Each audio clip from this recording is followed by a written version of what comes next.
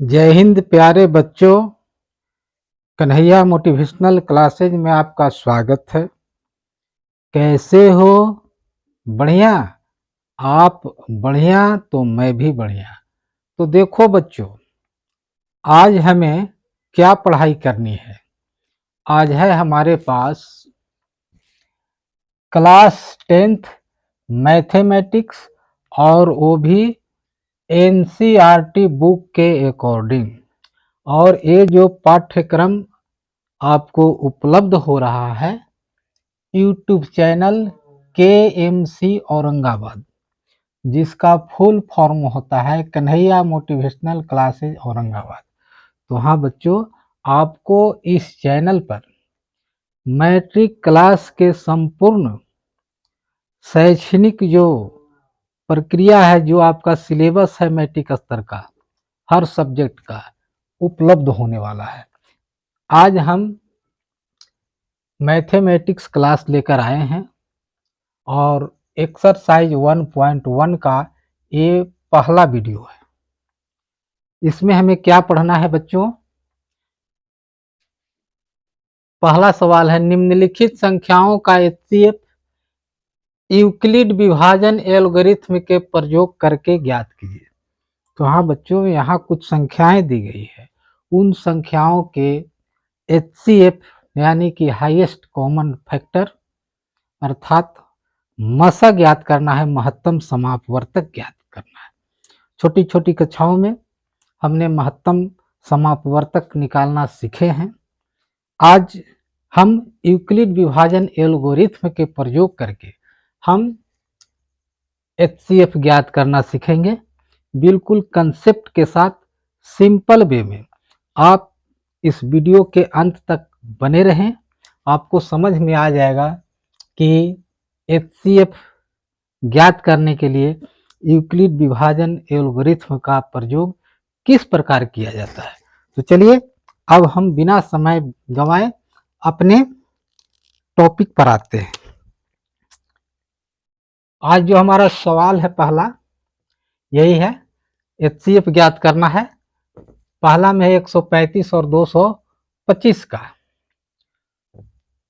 तो हल, पहला के हल, इसमें दो संख्याएं दी गई है।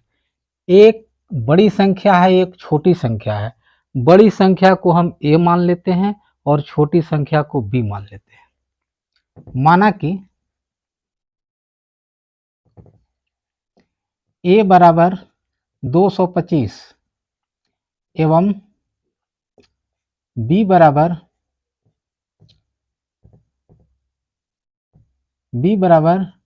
135। क्या कंडीशन होता है? A बड़ा होता है, B छोटा होता है, B से बड़ा होता है। इस बात का आप ख्याल रखेंगे। अब क्या करना है? अब यहाँ यूक्लिड के विभाजन प्रमेय का लागू किया जाता है। तो यूक्लिड के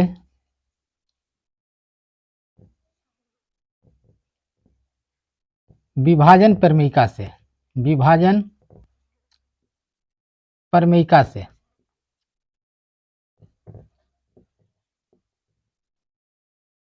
यूक्लिड के विभाजन प्रमेयिका क्या कहता है? तो यूक्लिड के विभाजन प्रमेयिका कहता है कि अगर A और B दो संख्याएं दी गई हो, तो जिसमें A बड़ी संख्या हो, तब हो जाता है क्या? A बराबर BQ प्लस R, यानी कि A और B के साथ Q और R का भी संबंध होता है, बशर्ते उसका शर्त क्या है? जहां R का जो वैल्यू है, हाँ R का जो वैल्यू है वो क्या होता है?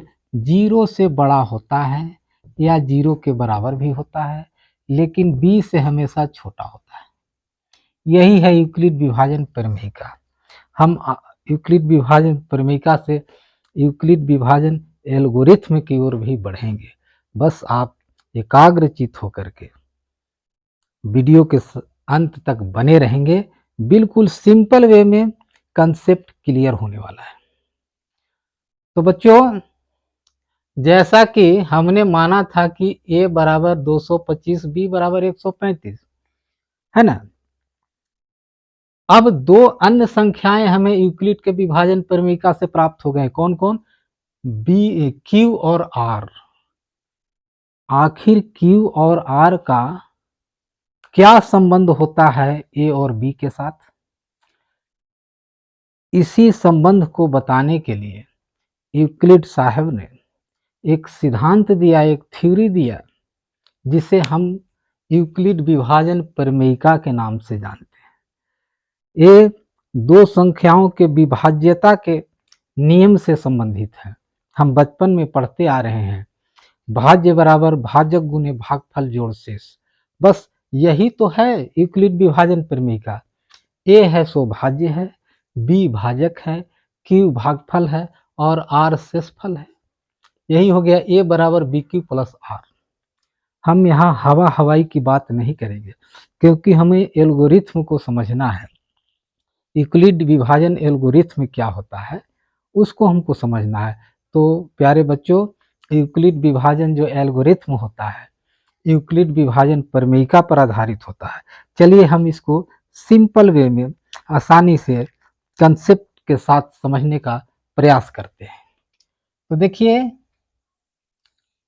जो बड़ी संख्या है उसमें छोटी संख्या से हम यहाँ भाग करते हैं। तो बड़ी संख्या है 225, हमने यहाँ लिख दिया 225। अब इसमें हम भाग देते हैं किससे? छोटी संख्या यानी 135। यही है ए और ए बी हुआ। एक बार में भाग लगेगा 135, बचा क्या? 5 में से 5 जाएगा तो 0, और ये नहीं घटेगा, हासिल लेगा 12 में से 3 9 बचेगा और ये कट जाएगा, यानी 90 बच गया। ये जो शेष बचा है इसको हम आर से डिनोट करते हैं, और ये है, यही क्यू है। ए और बी के साथ क्यू और आर का संबंध यहाँ स्पष्ट हो रहा है, और वो संबंध आप पहले से जानते हैं, कोई नई चीज आप नहीं सीखने जा रहे हैं। बस क्या? भाज्य बराबर भाजक गुने भागफल जोड़ शेष, ए बराबर बी क्यू प्लस आर, यही है ना। तो ये क्या है हम देखते हैं यहाँ पर। क्या? ध्यान दीजिए जरा, इसी बात को समझना है। आर का जो वैल्यू होता है वो 0 से बड़ा होता है। तो यहाँ 0 से बड़ा है ना, आर का वैल्यू 90 है तो 0 से बड़ा है, और 0 के बराबर भी होता है। तो 0 के बराबर करने के लिए हमको भाग की क्रिया और आगे बढ़ाना पड़ेगा, स्टेप बढ़ाना पड़ेगा। ये पहला स्टेप में हमको आर का वैल्यू 0 नहीं प्राप्त हुआ है, इसलिए हम दूसरे स्टेप की ओर अग्रसर हो जाते हैं। तो ये स्टेप 1 के अनुसार आया, ये हो गया स्टेप 1। ये स्टेप 1 हुआ। अब हम स्टेप 2 की ओर चलते हैं। स्टेप 2 में क्या होता है? स्टेप 2 में क्या होता है कि जो बी है ए बन जाता है, यानी कि भाजक है सो भाज्य बन जाता है। तो यहाँ हम लिख देंगे 135, ए मान लिए, और जो आर है शेषफल उसको हम बी मान लेते हैं। एक बार में भाग लगेगा,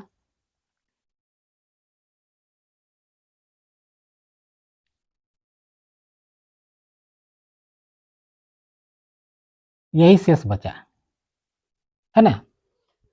आर का वैल्यू 45, 0 से बड़ा है, हमको 0 के बराबर करके दम लेना है। हम तभी रुकेंगे जब तक कि आर का वैल्यू 0 न प्राप्त हो जाए, है ना। क्यू का वैल्यू मिल गया। अब हम स्टेप 3 की ओर अग्रसर हो जाते हैं। तो स्टेप 3 में देखते हैं, बी है से ए बन जाएगा, आर है से बी बन जाएगा, 2 बार में लग जाएगा 0, आर का वैल्यू 0 मिल गया इस तरह से। तो यूक्लिड विभाजन एल्गोरिथ्म को प्राप्त करने के लिए, यानी कि आर का वैल्यू 0 प्राप्त करने के लिए हमें 3 स्टेप से होकर गुजरना पड़ा, है ना। स्टेप 1 जो है अपने आप में यूक्लिड विभाजन प्रमेय का है। स्टेप 2 क्या है, यूक्लिड विभाजन प्रमेय का है। स्टेप 3 क्या है, यूक्लिड विभाजन प्रमेय का है।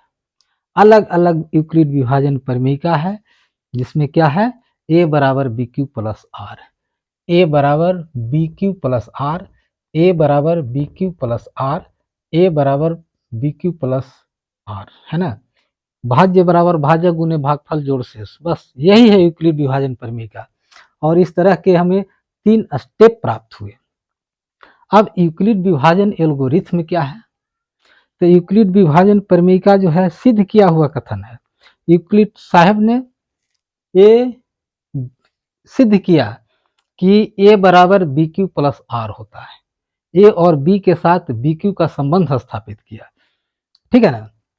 अब ये जो 3 चरण प्राप्त हुए, 3 अलग अलग यूक्लिड विभाजन प्रमेय का, इन तीनों चरणों को अगर हम चरणबद्ध तरीका से, है ना, स्टेप बाय स्टेप क्रम से सजा देते हैं, है ना, तो सामूहिक रूप से वो सजाया हुआ जो क्रम है क्या कहलाता है, यूक्लिड विभाजन एल्गोरिथम कहलाता है। तो इसी हम एल्गोरिथम को के रूप में प्राप्त करने के लिए सभी स्टेप को क्रमबद्ध रूप से सजाते हैं। तो स्टेप 1 में ए बराबर कितना दिया हुआ है, 225, तो 225 लिख दिया। यूक्लिड विभाजन प्रमेयिका को हम फॉलो कर रहे हैं और उससे प्राप्त करने जा रहे हैं यूक्लिड विभाजन एल्गोरिथम।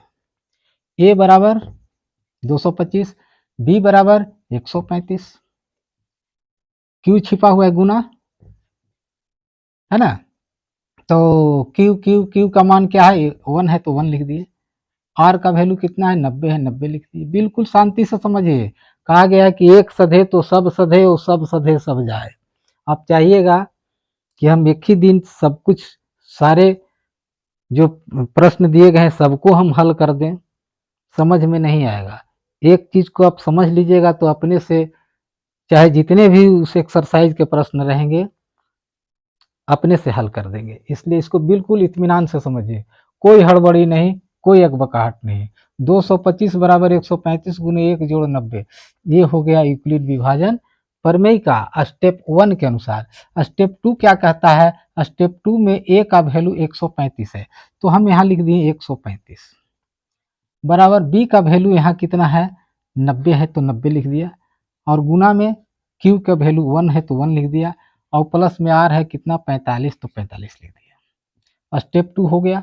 स्टेप 3 में क्या है, ए का वैल्यू 90 है बराबर बी का वैल्यू कितना है, 45 है, और गुना में क्यू का वैल्यू कितना है, 2 है, तो 2 लिख दिए, और प्लस में आर का वैल्यू 0। जैसे ही आर का वैल्यू 0 प्राप्त हुआ, हम भाग करने की क्रिया यहीं रोक देते हैं और ये ध्यान देते हैं कि जब r बराबर 0 तो b बराबर क्या, जब r बराबर 0 तो b बराबर 45, और यही 45 जो है एचसीएफ हो जाएगा।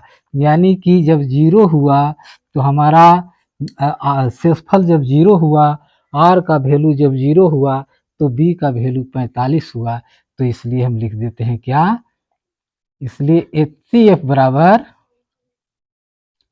45, यही आंसर हो गया। तो प्यारे बच्चों, इस सवाल को आपको अगर एक बार में समझ में आ जाता है तो बहुत अच्छी बात है। अगर समझ में एक बार में ना आता है तो इसको बार बार देखिएगा।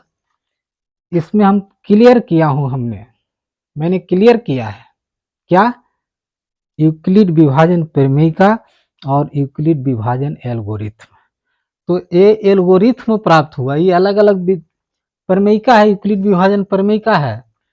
3 स्टेप हमें मिले हैं यूक्लिड विभाजन प्रमेयिका के, और तीनों स्टेप को हम क्रमबद्ध रूप से लिख दिए सजा करके, है ना। और ये सामूहिक रूप से क्या कहलाते हैं, यूक्लिड विभाजन एल्गोरिथम।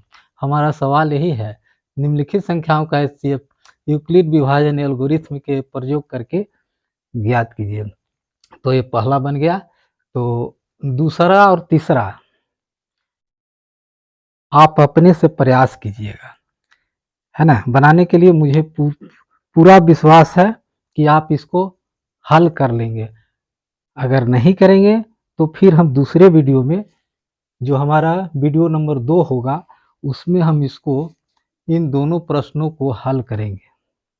तब तक आप थोड़ा ये जो हल हुआ इसके अनुसार आप भी मेहनत करने के लिए मेहनत करके देखिए, क्योंकि आपका मेहनत जो है से सफलता का राज है। आप जितना मेहनत कीजिएगा कंसेप्ट को समझ करके, वही आपको काम देगा। तो ये वीडियो आपको कैसा लगा, अपनी प्रतिक्रिया सुझाव कमेंट बॉक्स में ज़रूर लिखेंगे।